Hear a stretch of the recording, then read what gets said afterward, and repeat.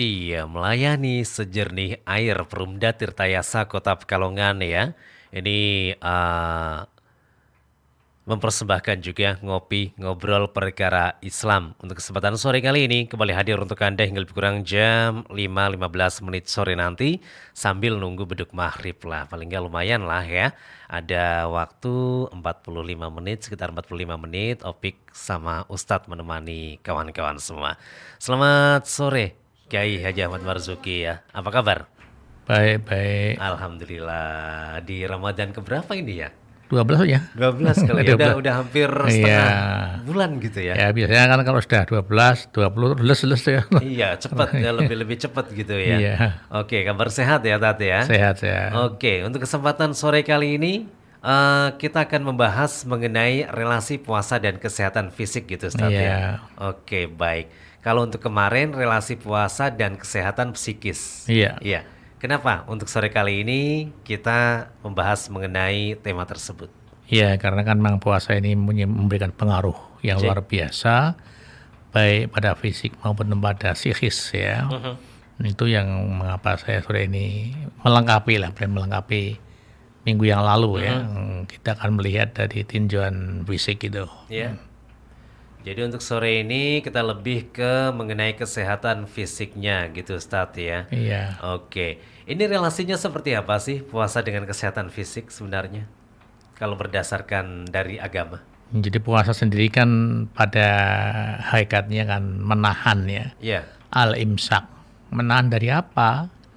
Dari makan, dari minum, berhubungan suami istri. Itu pokoknya itu. Jadi sepanjang hari penuh kita menahan hal itu. Nah, karena apa? Memang yang namanya makan ya. Iya. Itu luar biasa ya dalam konteks kehidupan ini, makan, minum luar biasa ya. Bisa dipilah menjadi kebutuhan biologis dan kebutuhan apa satunya itu? Ada kebutuhan apa rohani jasmani ya. Nah, ini kan seperti makan, minum, jelas kebutuhan jasmani. Nah, ini kita hampir kalau bicara soal makan nanti beri makan ya. Nah, makan ini ada berbagai macam tingkatan makan itu. Iya. Pada dasarnya makan jadi kan mubah. Artinya itu mau makan ya silakan, tidak silakan ya. Sehingga kalau makan itu kemudian kita niatkan yang baik untuk ibadah ya berpahala. Nah, karena itu untuk makan sendiri kita pilah-pilah menjadi 3. Yang pertama itu makanan hajatnya, memenuhi kebutuhan saja.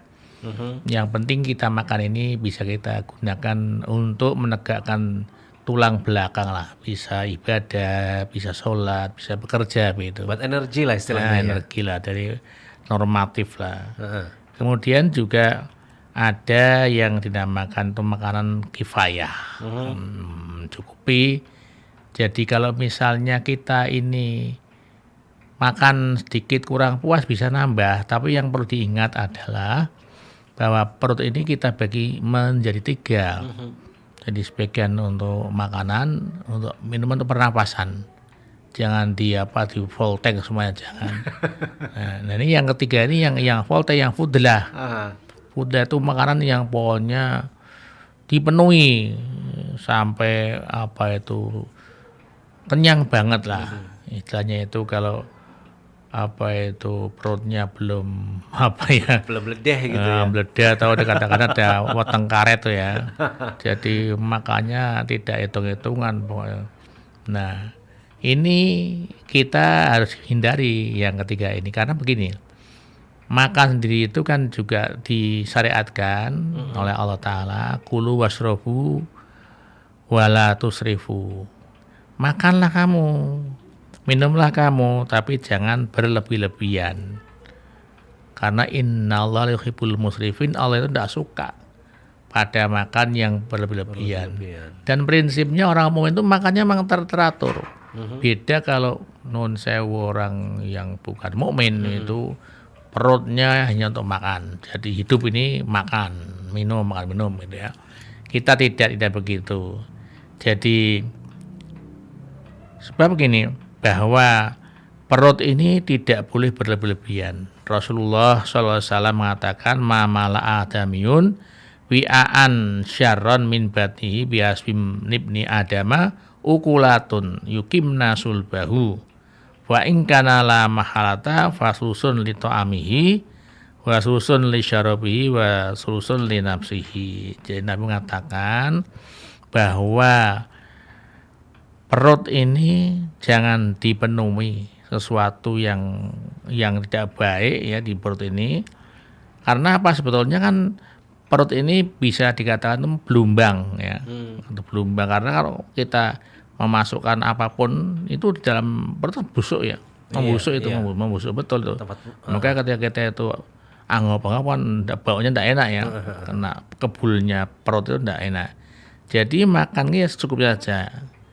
Ukulatun yukimna sulbahu, cukup untuk menegakkan tulang belakang.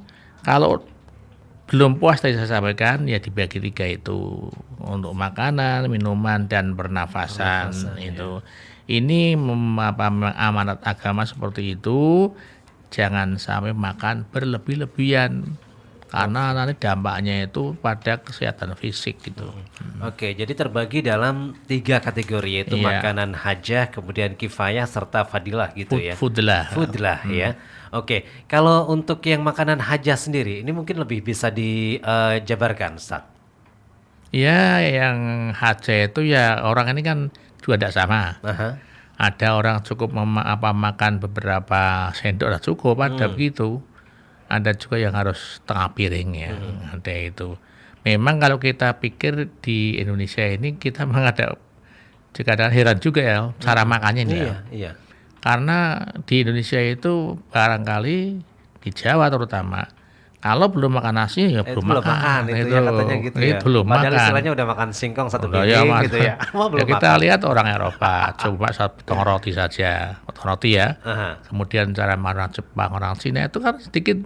Itu tempatnya makan itu tidak seperti kita piring atau cobainnya itu ombo itu kan kalau kita melentep ya menggunung melentep itu. Habis itu nambah lagi lah. Ini kalau kita lihat ini memang bangsa kita luar biasa lah makan dibanding yang lain. Padahal kan kalau kita lihat orang Arab aja kan beberapa potong kurma sudah cukup ya. Dan kadang saya katakan Eropa itu cuma 1 potong roti ya sudah cukup. Kita memang belum itu saja. Nanti kadang-kadang masih cemilannya masih banyak. Cemilan berat pula. Oleh karena itu memang kemudian ya kita diharapkan tadi jangan foodlah lah. Kalau tidak ya kifayah ya.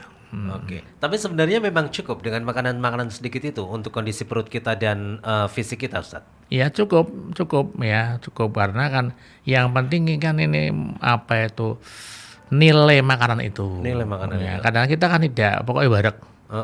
Apa dia bergizi apa kan begitu. Jelem aja. Nah, itu aja. Jadi kalau dia merasa kenyang, wah ini sudah bagus itu aja. Padahal tidak seperti itu. Kalau orang yang betul-betul mempertimbangkan kan yang mengandung gizi ya, dan itu ukurannya bukan kenyang ukurannya itu. Oke, baik. Kemudian untuk kawan-kawan juga ditunggu ya untuk kebersamaan Anda di kesempatan kali ini.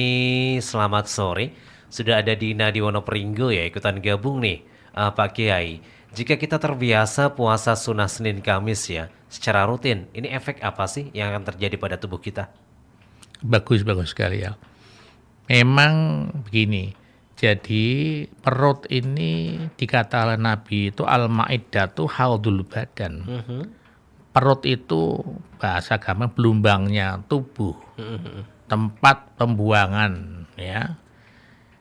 Wal uruku ilaiha warida, dan semua otot itu akan bermuara pada perut. Seluruh tubuh ini bermuaranya ke perut semuanya.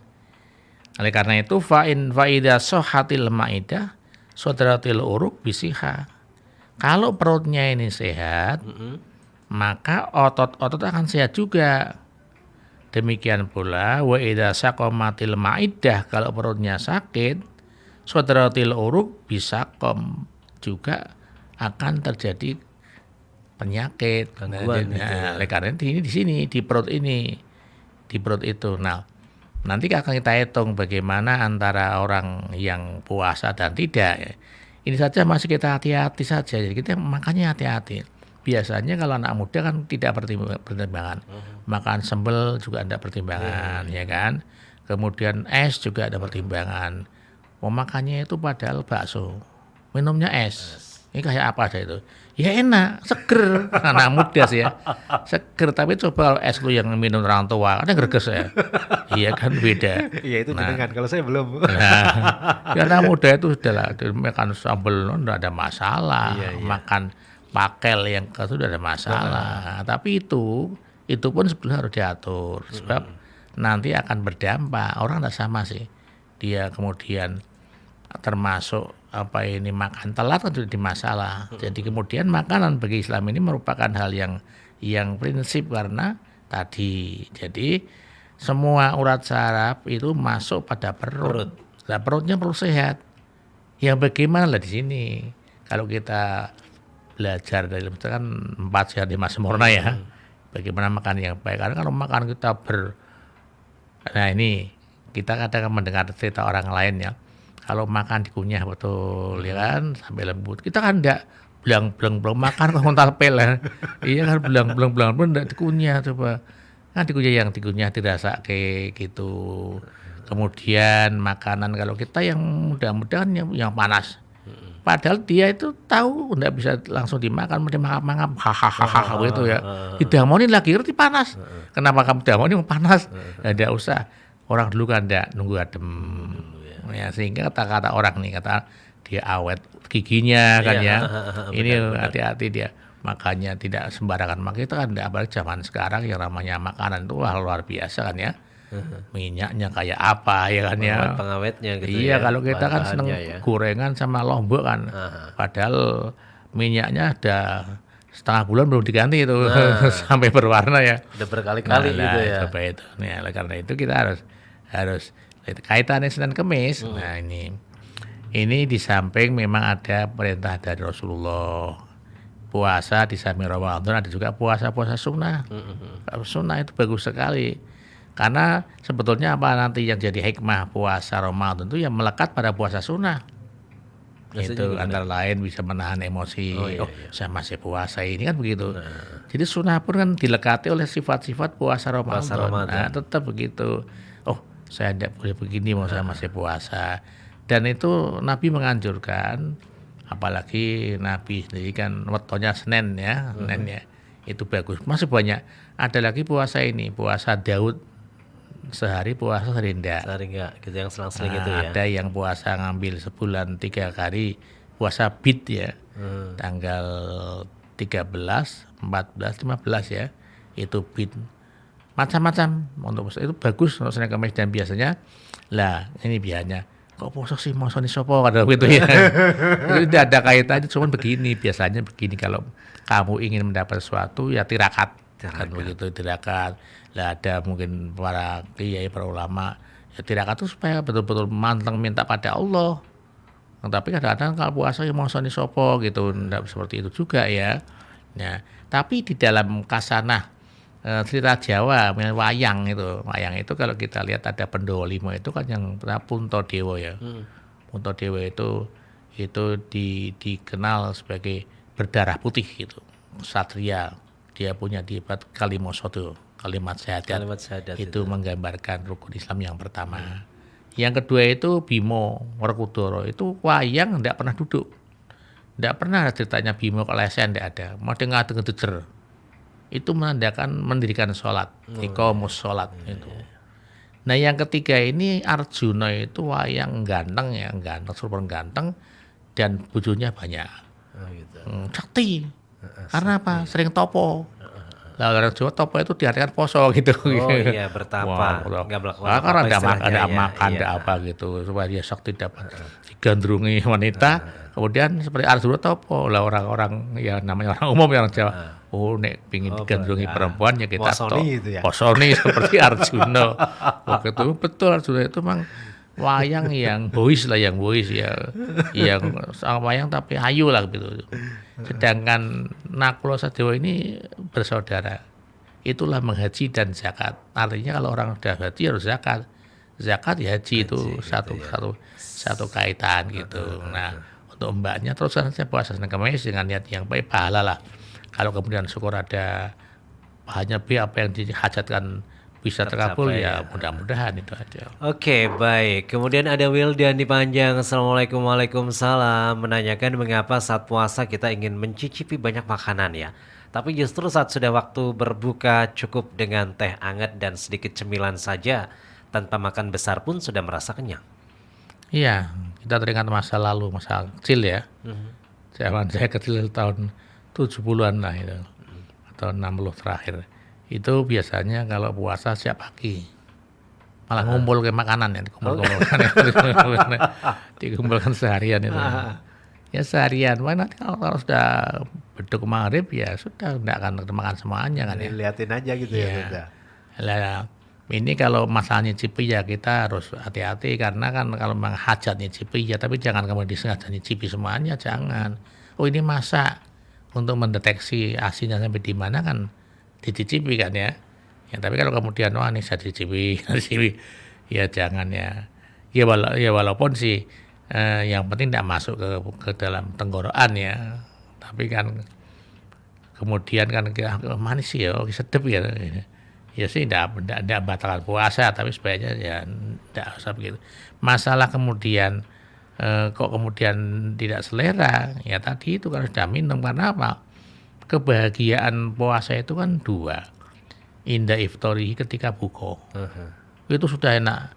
Walaupun kita seruput teh ya, teh panas, wah nikmatnya bukan main, nikmat sekali itu. Baru teh aja sudah nikmat. Ya, apalagi nanti setelah itu kemudian makanya yang paling enak begini. Ketika sudah masuk waktunya maghrib, ya makan jangan dipol. Biar aja sederhana, setelah itu kita sholat, dan setelah itu kita nikmati. Itu lebih nikmat daripada dipol teng itu malah tidak enak. Waktunya merasa apalagi kalau Iya, kadang- masih kembali kalau masih muda dan tapi kalau sudah tua itu makan itu udah banyak sudah sakit terasa sakit ya itulah ini dinikmati karena itu memang kebahagiaan orang puasa waktu buka dan besok ketika dia berjumpa dengan Tuhannya. Itu ya, makanya sebabnya seperti itu. Jadi oke, itu ya Wildan di Panjang, kemudian ada Rina di Baran. Assalamualaikum, waalaikumsalam. Mengapa ya pada saat puasa kita lebih cenderung merasa haus ketimbang merasa lapar? Ada di dalam ilmu kesehatan dulu ilmu hayat tuh saya studi SD itu ya. Orang lebih mudah mati karena kehausan daripada kelaparan. Itu jadi mungkin kalau kita tinjau dari segi kesehatan kan air ini sangat dibutuhkan. Iya. Ya, dibutuhkan betul sangat dibutuhkan, lebih dibutuhkan daripada jenis makanan. Asupan makanan, iya. Asupan makanan karena kan bisa membasahi semua otot ya. Nah ini oleh karena itu sebetulnya kalau kita puasa, kalau sahur memang harus diperbanyak minumnya. Minum diperbanyak atau mengkonsumsi makanan yang mengandung air. Itu penting sekali. Apalagi kering ini panas ya. Itu kita ngelak. Sehingga kadang-kadang kalau zaman orang-orang anak apa yang belum kuat puasa, kalau jam 11 dia nyemplung kolah. Kungkum ya. Kungkum ya. Kan juga anduk. Kemudian dikurung, diletakkan di kepalanya supaya seger ya. Ya itu ibaratnya begitu. Jadi memang panas sekali. Memang itulah mengapa lebih ngorong karena memang air lebih dibutuhkan dan yang kemudian supaya jangan banyak minum es. Jangan banyak minum es. Itu ngelak sekali, bisa ngelak. Iya seger sih ketika minum es seger sekali, tapi nanti setelahnya gitu ya. Setelah kita malam puasa itu akan ngelak, dahaga sekali. Kadang-kadang tidak minum saja. Kalau kurang minumannya, karena kan setiap tubuh ada kebutuhan tertentu berapa liter ya, itu dipenuhi. Kadang-kadang kita lupa. Oleh karena itu sebelum imsak, ya disediakan segelas lagi. Begitu imsak, minum lagi. Terakhir lah, itu supaya tetap segar gitu. Iya, oke, baik. Kemudian ada Anissa di Wiradesa, selamat sore ya. Saat bulan puasa kan berat badan kita kadang bisa turun ya. Tapi mengapa saat setelah lebaran naiknya tiba-tiba bisa 2 kali lipat berat badan yang hilang ya? Bagaimana cara kita menjaga agar berat badan kita tetap stabil? Ya itu, biasanya begitu bodoh kan makanya ngawut ya. Sudahlah. Begitu waktu puasa dia bisa menahan diri untuk memasukkan makanan dengan perkiraan tertentu. Tapi begitu butuh kan kadang-kadang Dendam. itu makan ayam satu dan kemudian ambil lagi. Iya, jarak udah seminggu 3 hari sudah melar lagi karena memang makanan itu cepat melarnya gitu ya. Jadi harus hati-hati setelah kalau kita kondisinya terutama untuk perempuan-perempuan muda-muda ini keuntungan untuk diet ya. Sebenarnya Diet biasanya kan perempuan itu sukanya yang langsing ya, tidak mau gembrot kan ya. Jadi jaga stabil nanti kan setelah tidak puasa lagi ya makanya dijaga. Kita hindari makanan-makanan yang bisa mengandung mempercepat gemuk ya. Kalau enggak ya puasa Senin Kamis itu. Nah itu hati-hati itu karena kalau kita mau diet dengan pakai obat saja kan mahal karya. Tahu-tahu salah malah kan. Iya. Oke, baik. Nanti kita lanjutkan lagi ya untuk ngobrol perkara Islam di kesempatan sore kali ini ya. Persembahan Perumda Tirta Yasa Kota Pekalongan dengan tema untuk sore kali ini relasi puasa dan kesehatan fisik bersama Kiai Haji Ahmad Marzuki dari FKUB Kota Pekalongan.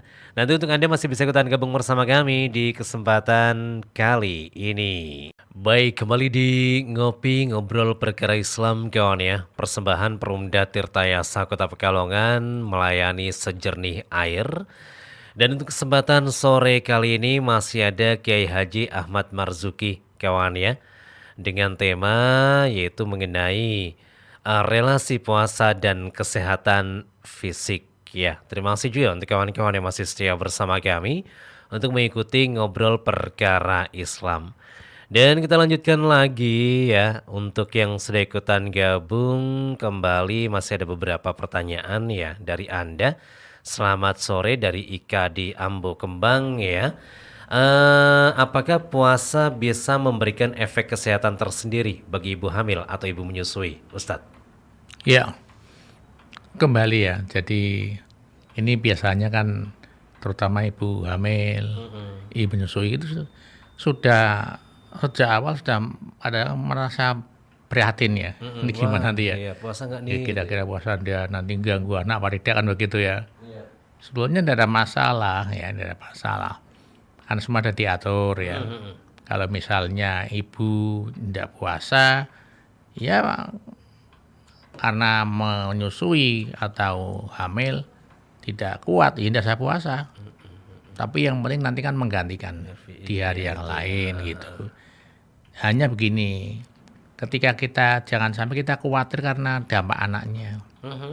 Saya tidak puasa nanti anak saya yang masih nusu kena pengaruh atau kehamilannya kena pengaruhnya. Karena begini kalau kita kemudian khawatir itu menurut Imam Syafi'i itu nanti malah tidak hanya mengkodok puasa tok tapi membayar kifar itu membayar mut ya. Ditambahi membayar memberi makan orang miskin ya. Jadi kalau misalnya kita tidak puasa sudah pokoknya memang tidak usah mengkhawatirkan anak.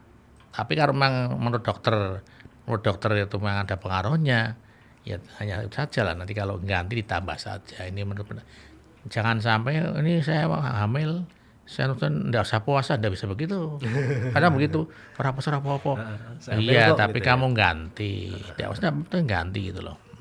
Oke, baik. Seperti itu jadi ya. Adalah aturan-aturannya untuk Anda tidak melaksanakan puasa Ramadan gitu Ustadz ya. Iya. Oke, baik. Kemudian kalau dari obrolan kita di kesempatan sore kali ini mengenai relasi puasa dan kesehatan fisik ya. Ini sebenarnya apa sih yang dapat kita ambil dari tema tersebut Ustadz? Jadi pernah Raja Mukaukes itu mengirimkan seorang dokter.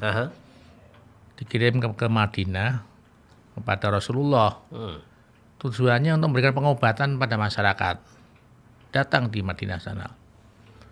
Di sana dia datang sampai ya hampir sebulan tidak ada satu orang yang periksa.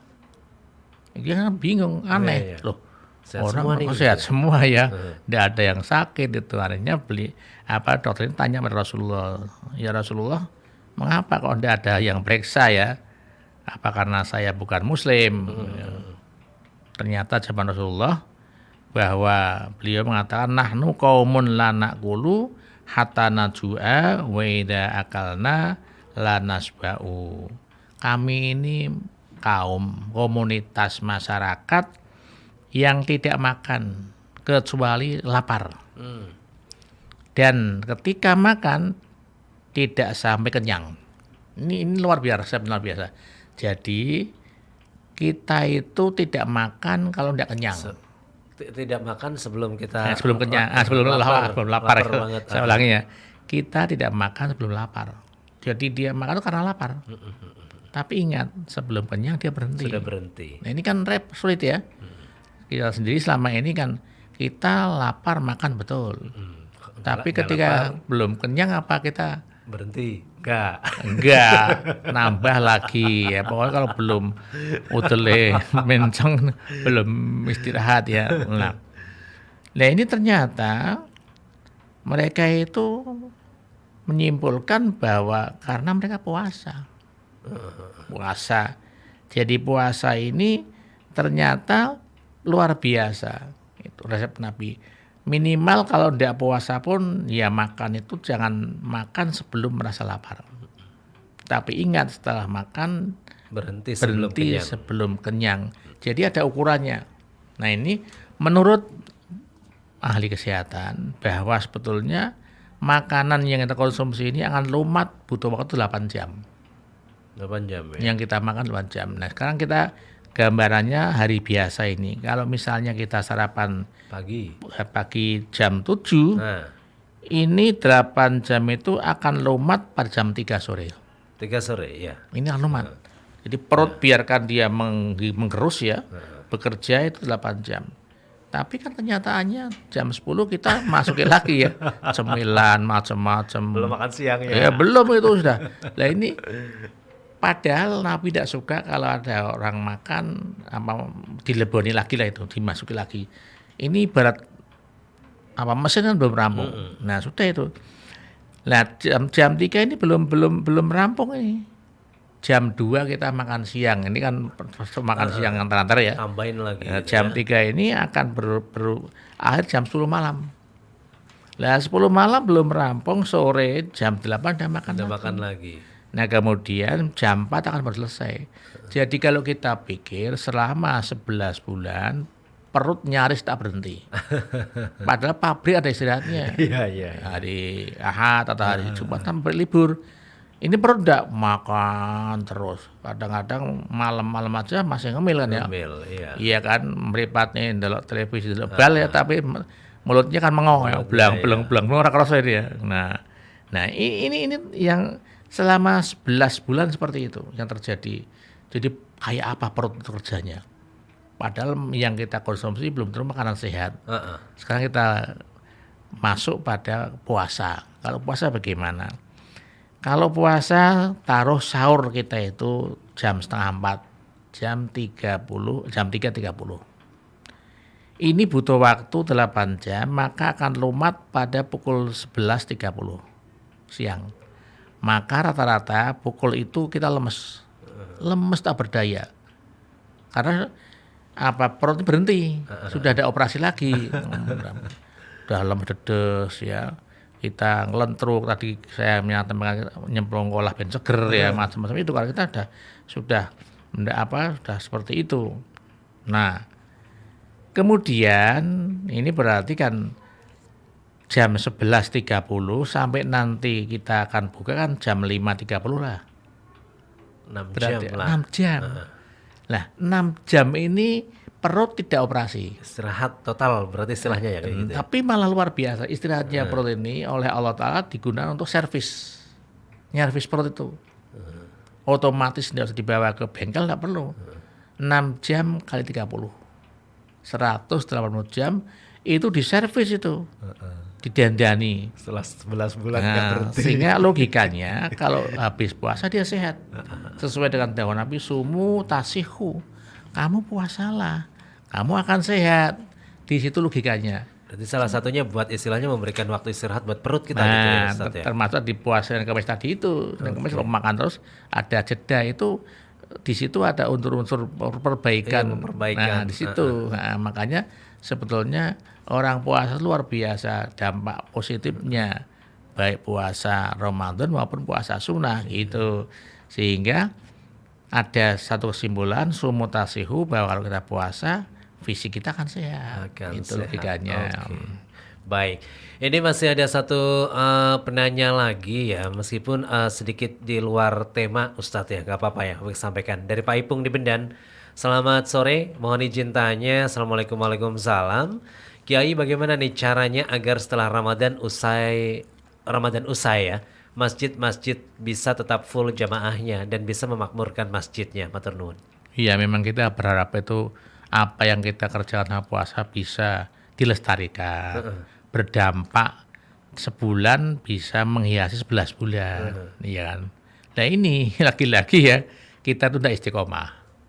Seperti ketika kita itu pergi haji nih Ya, di Mekah sana, di Madinah sana kan sholatnya berjamaah, begitu azan tinggal sudah betul. langsung. Orang sana kalau sudah azan berkumandang kan semua tutup, toko tutup. Nah kita yang di Indonesia pun kan selama di sana kan jamaah. Tapi setelah pulang di Indonesia, kita berkata lagi ya. Nah ini kenapa malah kadang-kadang ada orang ndak tahu, orang bodoh ya, kiyeng nih jamaahnya kiyeng, sholatnya itu kiyeng, tapi sholatnya itu kemudian menghadapnya ndak ke barat, menghadap hari ini menghadap ke timur, besok ke selatan, ke utara. Kamu gimana? Oh saya sudah ke Mekah, kamu kan belum. Di Mekah itu bebas untuk menghadap sholat itu mau ke utara mau ke selatan. Ya tidak tahu menghadap itu kan Ka'bah ya. Iya. Jadi tadi kembali bahwa ini keseragaman tapi salah. Oleh karena itu saya setuju sebetulnya apa yang kita ramaikan di bulan puasa ini ya bisa berdampak. Minimal tadi itu biasanya begitu Lebaran lah ini tradisi. Ada orang puasa 6 hari ya, iya. itu kita puasa dulu, bagus itu.